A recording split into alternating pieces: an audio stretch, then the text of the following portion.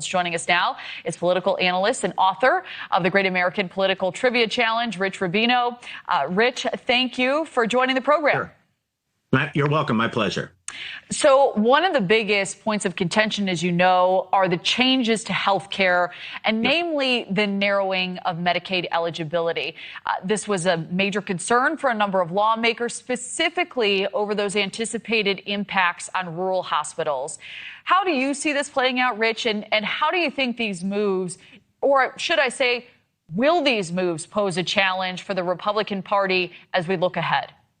Yes, I think it will. I know the president said it was the most popular bill in history, but if you look at the Fox News poll and the Emerson College poll, the vast majority of Americans are actually opposed to this legislation, which means that there's really going to be a tussle over the narratives, if you will, between Republicans talking about the no tax on tips, for example, and the increase in the child tax credit, and Democrats saying that this is going to take 11.8 million people off of health care by 2034. They're going to try to make that case. They're going to try to make the case that it's going to cut Medicaid, that Medicaid is a very popular program. But I think that really this legislation, because it's so unpopular, is a recruiting magnet for Democrats against Republican candidates. They've already recruited candidates against folks like Gabe Adams of Colorado, for example, Ryan McKenzie of Pennsylvania, and other vulnerable Republicans.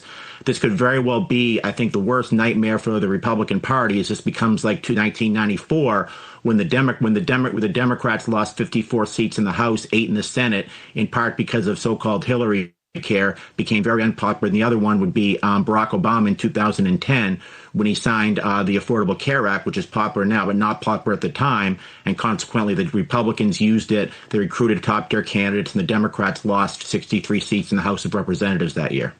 So some of the arguments coming from the other side, one of them coming from Bill O'Reilly, who was on our network days ago, making the case that Democrats are never up for cutting entitlements, that the party's only up for cutting defense spending, border wall, etc.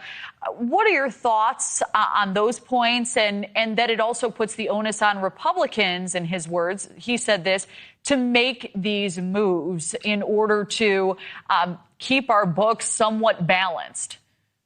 Well, I think that if you look at, from a purely cold, calculated, fiscally conservative perspective, you would need to truncate both in order to balance a budget and in order to somehow alleviate some of the national debt, which is currently about $34 trillion. To do that, that means that you have to truncate both social spending and defense. I think that that's more of kind of a libertarian perspective, would be more consistent. I think that most contemporaneous conservatives would tend to leer more on the end of cutting social services, but also increases on the other side of border spending, of border security, as well as military defense. And obviously, that is part of the reason why this current piece of legislation actually raises the debt ceiling, which folks like Rand Paul from Kentucky, Tom Massey from Kentucky, which are more the libertarian bloodline of the party, are very much opposed to, and that's why they voted against this proposed legislation.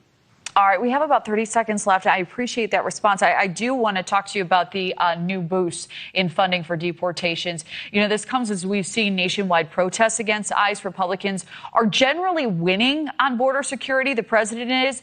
But what should the party's message be for some concerned with the deportation tactics of the administration and the argument that, hey, the border's closed. Why do we need all of these additional funds? Yes, I think that from an election perspective, this is where Donald Trump is popular. He's not popular in the economy. He's not popular on Medicaid, but where he polls the best is on border security. So I think the message that he is conveying currently is certainly working for him politically.